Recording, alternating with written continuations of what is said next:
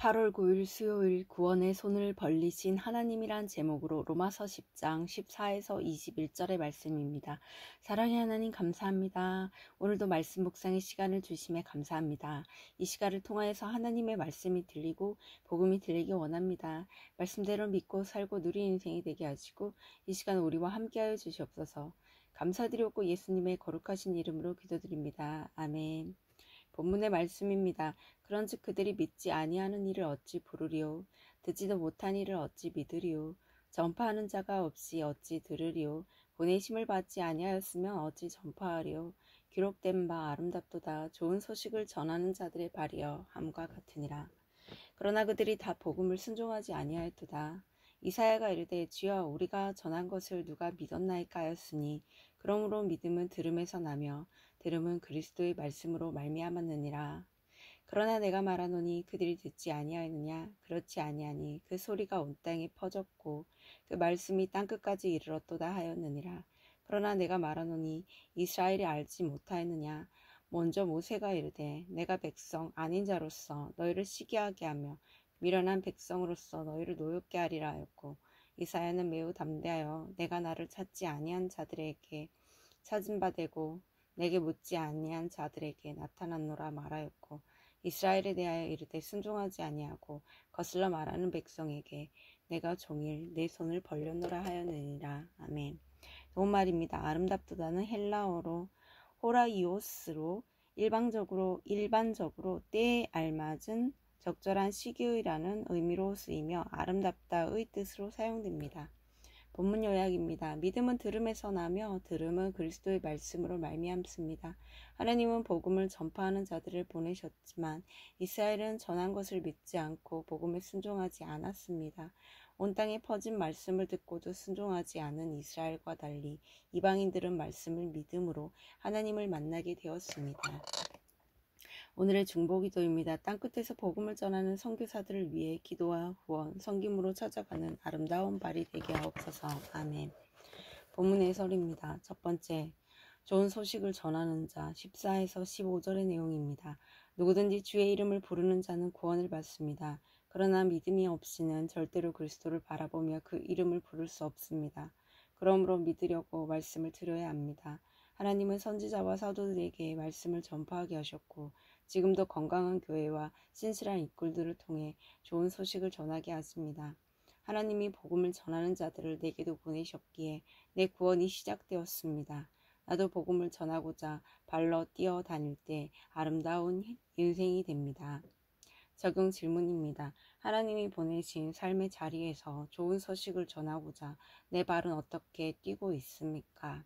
두 번째, 믿음과 그리스도의 말씀 16에서 17절의 내용입니다.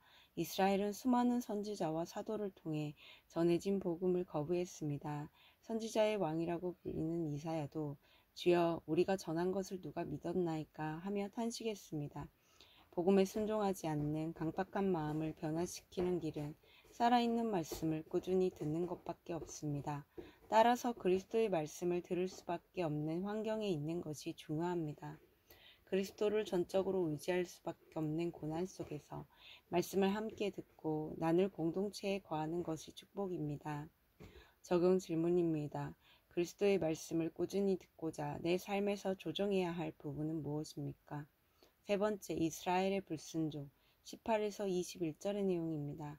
이스라엘은 복음을 듣지 못했다고 변명할 수 없습니다. 예수님을 향한 증거와 그분의 말씀이 온 땅에 퍼졌기 때문입니다. 또한 이스라엘은 들은 복음에 대해 제대로 알지 못했다고 변명할 수 없습니다.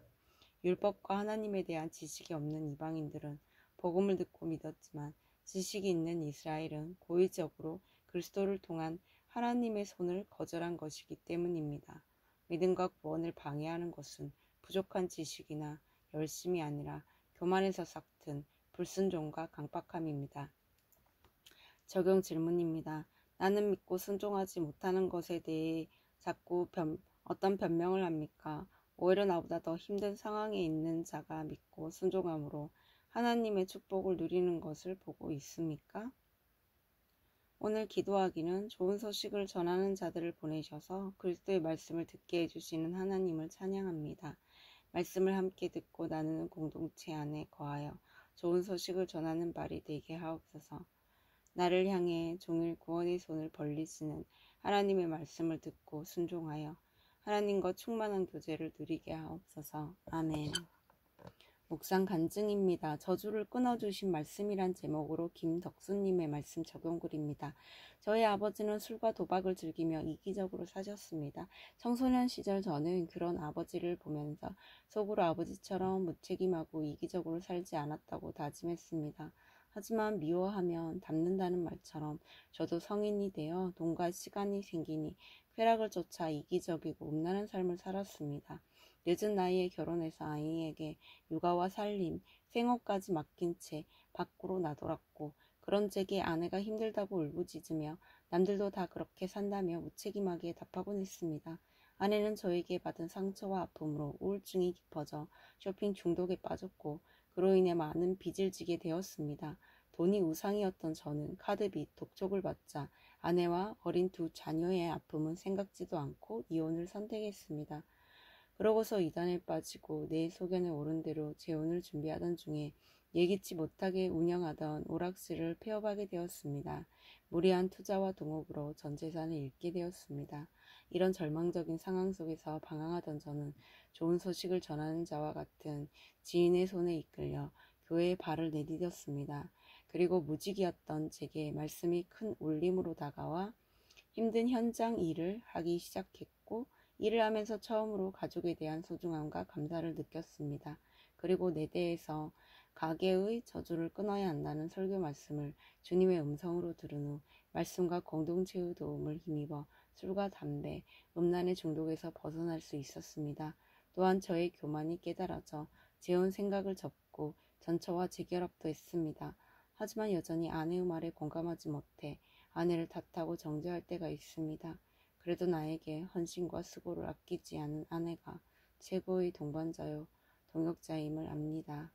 악과 음란과 이혼으로 얼룩진 가게의 저주를 말씀으로 끊어주신 하나님께 찬양과 경배를 드립니다.